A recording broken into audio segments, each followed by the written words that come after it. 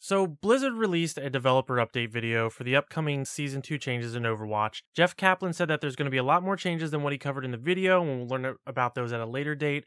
But right now, we're just going to talk about some of the big changes and what we thought of them. We're not going to go over every little detail. If you want to know that, there'll be a link in the description box if you want to check that out, the full video. So what we're going to talk about first up is the ranking system. There's actually going to be fantastic changes to the ranking system, which I'm very happy about. One of the big ones is the skill rating. It's gone. It's not doing 1 to 100 anymore. It's now 1 to 5,000. And when you level up and de-level, you're going to be moving in whole numbers instead of fractions. So no tiny slivers anymore, or just getting like huge decreases for God knows what reason. You're just going to be moving up by full numbers, and you'll be moving up from 1 to 5,000.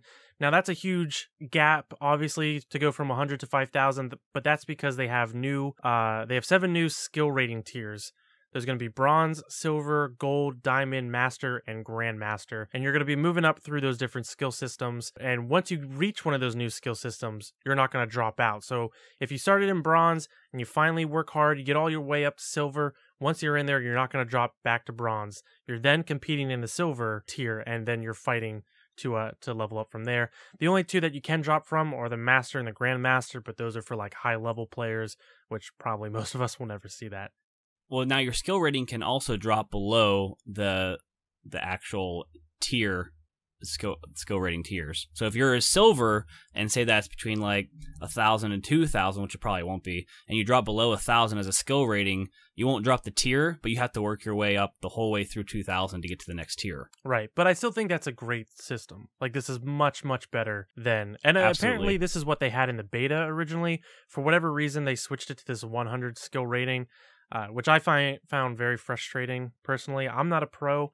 I mean, we were hovering around level 50 when we were playing, so whatever that means exactly. I guess most of the pros were 60 and above, and that was like 6% of the player base. So we were hovering around the 50s, but I still found it very frustrating to kind of move up, and I didn't feel like I was competing with people in my skill level. I was either playing teams that were way better, or my team was a lot of times really crappy, or sometimes we got teams on the other end that's like, did these guys even play us? Like, were they even at their keyboards? So it seemed all over the place. Hopefully this will kind of match people up better. Having the 0 to 100, which is the season 1 skill rating system, it's like most of the people in general were like from 30s to 60s. Whoever was playing, 10 million people, that's a very small range of levels. So this one's going to really spread people out. At first I thought 1 to 5,000 just like way too big and kind of ridiculous, but now I can kind of see where they're kind of going with it, especially with the different tiers. And depending on how many competitive points that you get whenever you win, and your skill rating, I guess, is whenever you go up and down, it might be much better to spread out the people.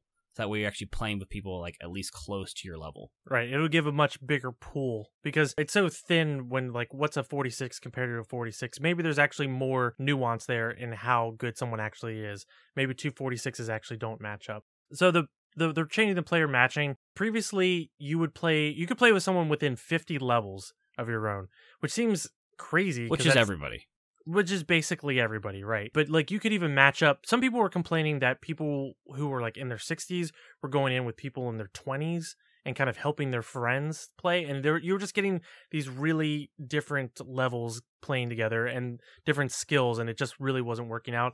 I personally didn't run into that too much. Most of the time when we played, there was like within like 3 or 4 levels.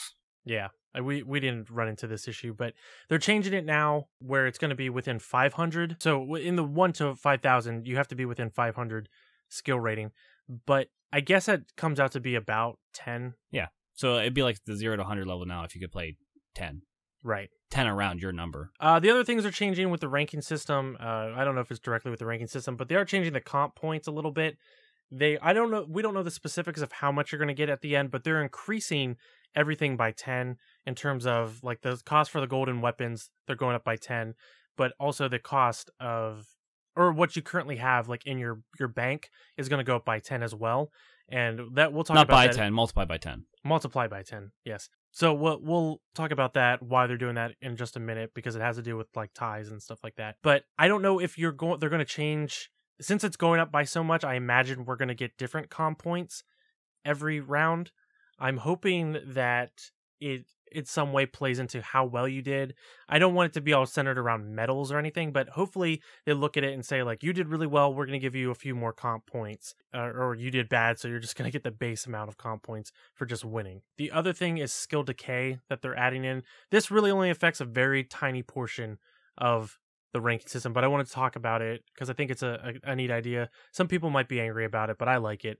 Is if you're in the top tier levels, which are Master and Grandmaster, or the top tiers, I should say. If you're in Master or Grandmaster, then you have to play once every 7 days to keep your status or your ranking. If not, then you lose 50 rating per 24 hours. So you basically just have to log in, play a game. You don't even have to win it. You just have to play it and to keep your position. Otherwise, you lose those points. And you won't drop out of the tier. So if you're in Grandmaster and you don't play for a week. Yeah, you will. You can drop out of Grandmaster and Master, though. Oh, okay. Then you won't go below Diamond, then, I guess. Yeah. That's why you have to keep playing, because the top of those who are continuously playing. But to me, I don't think it's really much of an issue, because if you're a Master or a Grandmaster and you have that status, you're a person who plays Overwatch a lot. So the issue of playing once a week is not really that big of a deal. Yeah, I think the reason they did this, and he mentioned in the video, were there are some people who got really high skill ratings and then just stopped playing, which I don't know why that's an issue. That doesn't really affect anyone else that I know of. So why is that even a problem? But they didn't want people to do their 10 placement matches and then immediately just stop playing or barely play, but keep their high level because they arguably aren't earning it or keeping it. One thing I'm actually curious about, to interject here, is I wonder if they're going to do the same thing they did this season with the top 500 players, because they're going to get a special reward at the end of the season for the top 500 players if you at some point make that. But he didn't say anything about having a top 500 system anymore. Right. Well, I imagine they're going to have something like that, but I'm sure that they'll talk about it in more detail once the full patch notes or update notes are released. It might just be for the Grandmaster people who make it to that tier, maybe. I mean, they have that special spray and all that for them this first season. I imagine they're going to keep doing that every season because people are going to want that. If they took that away, then I'm sure some people would be angry about it. Absolutely. One of the biggest things that they changed for Season 2, which is a huge relief for me that I hated, was having sudden death and coin flip tosses. That is the biggest, I think, problematic thing for Season 1 that they got rid of for Season 2, which is great. So basically, all the control maps are exactly the same, so you still play best of 5. You didn't really have ties or any sudden death there. And then with payload systems, instead of having both teams reach the whole entire way for the payload and just doing a sudden death where you got like a minute and 30 seconds or 2 minutes to reach the first checkpoint, now it's all going to be based on your time. So if you make it there in 5 minutes and you have 3 minutes left, you get another run at doing the attack again with the payload. So this should be very minimalistic of getting any type of tie, and then we won't be going to sudden death anymore. If there was ever a tie, that would only be on ones where you have to capture the point first and then move the payload, and that's if both teams cannot capture the point, it would end in a tie, and in that case, you would still get some competitive points, but not as many as actually getting a win. I think this is exciting. I think everyone hated sudden death. I never saw anybody defend sudden death in a game and in forums, anything like that. So that's a great thing that they're getting rid of that altogether. Time exists is much better because I hate sudden death. It's stupid, and it's kind of cool that you just get another run at it. So you can, if you're stomping someone, it might be cool to run through it twice and just wreck them twice. Get it all the way there again. And it's kind of like getting a shot, even giving them another shot to defend it. It could be fun. I'm actually excited for Season 2 altogether because Season 1, we love Overwatch a lot, and I'm having a lot of fun playing it, but there are things about the skill rating system and dealing with sudden death that are super frustrating, and it almost made me want to stop playing altogether, because I don't really want to play quick play, because that's kind of like where it's fine to play quick play once in a while to goof around, but when I want to play serious and have a lot of fun and win, I'm playing competitive, and it starts to get frustrating with some of the way it's implemented right now, and it makes me actually want to stop playing until it's fixed. But knowing that in a few weeks this is how it's going to be, I'm excited to get in there. I'm excited to play my placement matches and see this new system and kind of see where I place and see how quickly we can move up and down those different tiers. Yeah, and I don't think they're changing the placement matches at all. They didn't mention anything on that, so I think you still have to play the 10 games to get put into your tier and get your skill rating out of it. However, they did say in order to get to Grandmaster and the Master, you have to play 50 games. I guess one little thing I'd like to point out, again with the sudden death and having ties, if you play on the maps where you just have 2 control points, one of the things that was in this first season is like if you capture both points and you only had like 30 seconds left, they gave you an extra minute and 30 seconds for the next time you were attacking. So you actually started out with 2 minutes instead of 30 seconds. So now the way they're kind of balancing that is that they're giving both teams the same amount of time increase. Right, but also if you only had like 30 seconds remaining, they bump you up to 2 minutes. Now they're not doing that. They're only giving you a minute. Oh yeah. They're bumping up to a minute now instead of 2 minutes. But if they give that team 30 seconds, they're giving the other team 30 seconds, which is also nice.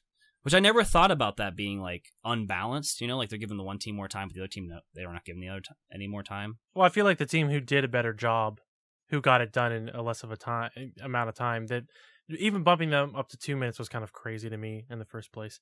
But 30 seconds, you know, if they're like had 30 seconds or 10 seconds left, that'd be ridiculous. I think a minute is fine because you get one good push. If you can't do it, you're not good enough. Deal with it. Yeah. So I'm definitely looking forward to season 2, which I believe starts September 7th.